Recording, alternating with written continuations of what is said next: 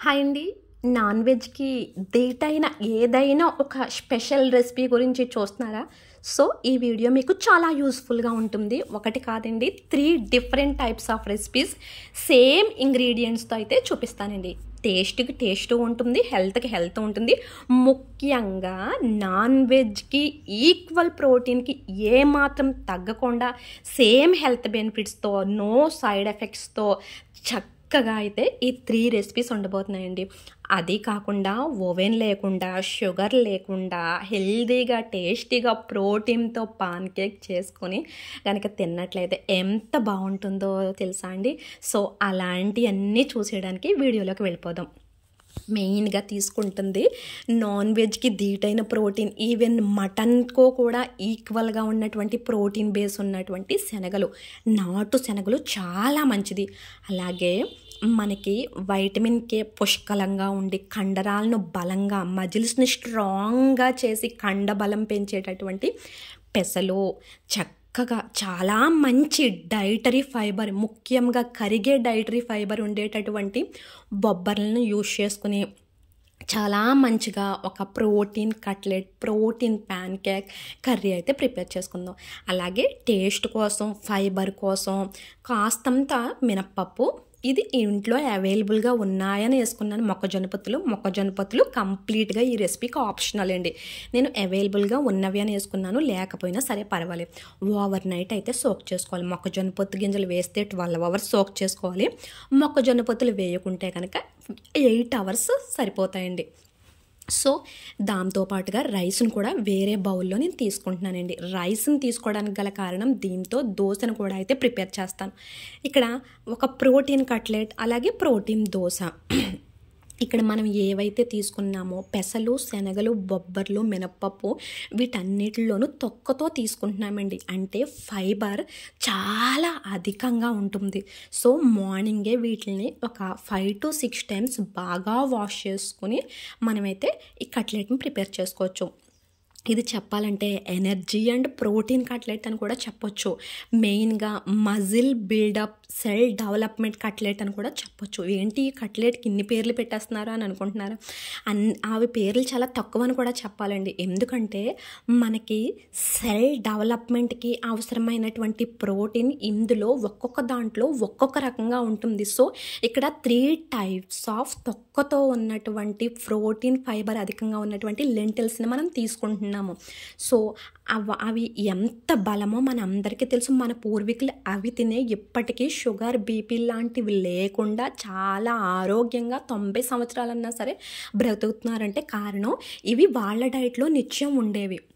So, దీంట్లోకి మనం ఏవైతే బొబ్బర్లు, శనగలు, పెసలు, అలాగే మొక్కజొన్న పిండి గింజలు, మినప్పప్పు తీసుకోమన్నామో అందులో చక్కగా చూపించిన స్పైసెస్ అన్నీ వేసుకుని ఈ రకంగా బరకగా, వాటర్ వేయకుండా బరకగా గ్రైండింగ్ చేసుకుని అందులో సరిపడినంత కొత్తిమీర, అలాగే పచ్చిమిర్చులు వేసుకోండి.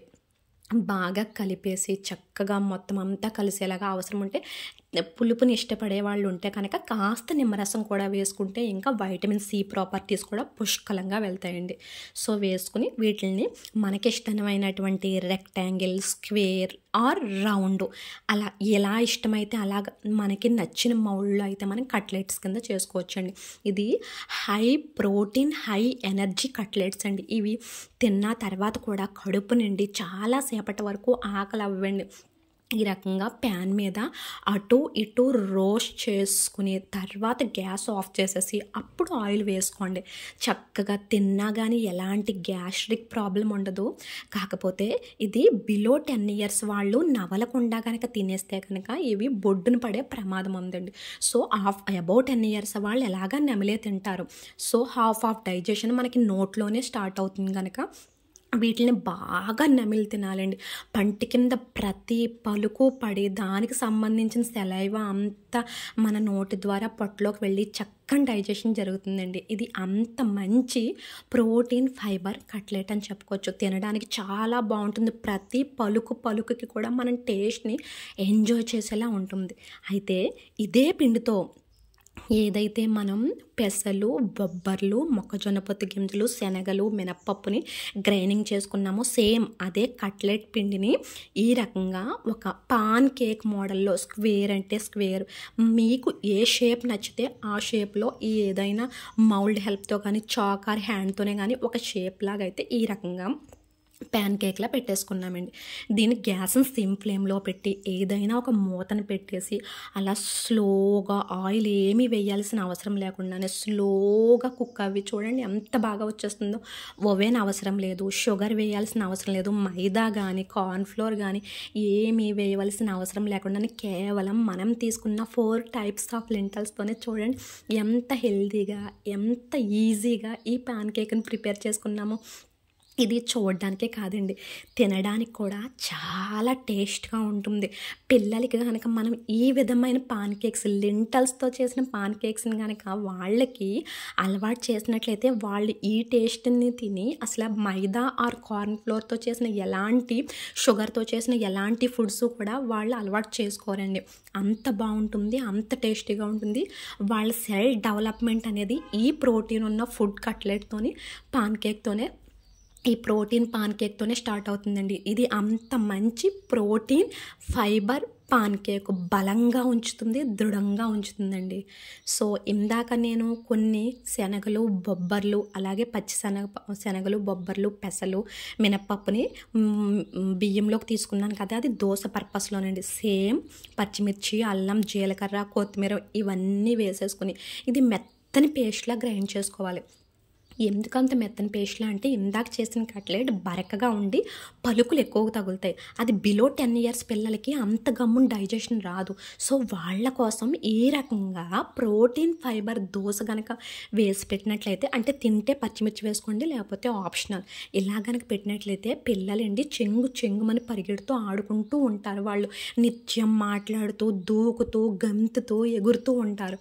సో 5 ఇయర్స్ కంప్లీట్ అయిన పిల్లలకి చక్కగా ఇలాగ అటు ఇటు రోస్ట్ చేసి పైన కాస్తంత నువ్వుల నూనె కానీ నెయ్యి కానీ వేసి వాళ్ళకి వారానికి ఒక్కసారి ఈ దోశ పెట్టినట్లయితే వాళ్ళకి ఎలాంటి చికెన్, మటన్, ఎగ్ అవసరం లేదండి. ఈ ప్రోటీన్ సరిపోతుంది. సో చూసారు కదా, ఆ రకంగా protein fibre pan cake, cutlet, dosa, అలాగే హై ఫైబర్ మటన్కి ఈక్వల్ ప్రోటీన్స్ ఉన్నటువంటి ఈ నాటు శనగలు అలాగే బొబ్బర్లతో ఒక మంచి గ్రేవీ స్టైల్ కర్రీ అయితే ఇప్పుడు చూపించిపోతున్నాను. గ్రేవీ స్టైల్ కర్రీ కదా, ఇందులో కాజు పేస్ట్ ఆరు ఏదన్నా వేరుశనగుడ్ల పేస్ట్, టమాటా పేస్ట్ ఇవేమీ యూజ్ చేయట్లేదండి. ఈవెన్ పచ్చియం చేసేవాళ్ళు కూడా తినేలాగా, లేదంటే టమాటాని పెద్దగా కాళ్ళ నొప్పులు కీళ్ళ నొప్పులు ఉన్నవాళ్ళు యూజ్ చేయట్లేదు. సో అందరూ కూడా వేసుకునేలాగా హెల్దీగా మన ఈ హోమ్ ఎంటర్టైన్మెంట్లో ప్రిపరేషన్ ఉంటుంది. సో కాస్తంత ఆయిల్లో ఉల్లిపాయని అటు ఇటు మగ్గించుకొని సరిపోతుంది. లేదు గ్రేవీ మరీ కావాలి అంటే మరి కాస్త మగ్గించుకొని చూడండి, తక్కువ ఆయిల్తోనే ఉల్లిపాయ మగ్గిపోయింది. ఇందులో మనం ఏవైతే నైట్ నానబెట్టుకున్నామో శనగలు, బొబ్బర్లు సరిపోతాయండి. ఈ శనగలు, బొబ్బర్లను ఎందుకు తీసుకున్నానంటే ఇక్కడ అల్లం వెల్లుల్లి పేస్ట్ తీసుకుంటున్నాను అంతే అండి. జస్ట్ అల్లం వెల్లుల్లి పేస్ట్ వేస్తే సరిపోతుంది శనగలు, బొబ్బర్లు వేసి. నేను ప్రెషర్ కుక్కర్లో తీసుకుంటున్నాను. సరిపడినంత వాటర్ వేసి కారం, పసుపు, కాస్త ధనియా పౌడర్ వేసేసి ప్రెషర్ కుక్కర్లో 8 విజిల్స్ పెట్టేస్తే చూడండి ఎంత మంచిగా గ్రేవీ టెక్స్చర్లో వచ్చిందో. ఈ గ్రేవీకి రావడానికి గల కారణం ప్రెషర్ కుక్కర్లో ఉల్లిపాయ బాగా పేస్ట్ అయిపోయింది. తర్వాత నేను గుంట గరిటె ఉంటుంది కదా, అలాంటి గరిటెతో బాగా గట్టిగా తిప్పితే బొబ్బర్లు ఎక్కువ పేస్ట్ అవుతాయి, శనగలు తక్కువ ఉడుకుతాయి. సో పేస్ట్ అయిన బొబ్బర్లతో ఈ రకంగా గ్రేవీ టెక్స్చర్లో వచ్చిందండి. సో డెఫినెట్గా అయితే ఇలా మీరు 3 ట్రై చేయండి. Protein fibre cutlet, protein fibre pan cake, అలాగే ప్రోటీన్ ఫైబర్ ఈ కర్రీ. సో ఈ వీడియో నచ్చినట్లయితే లైక్ చేసుకోండి, మన ఛానల్ని సబ్స్క్రైబ్ చేసుకోండి. Thank you.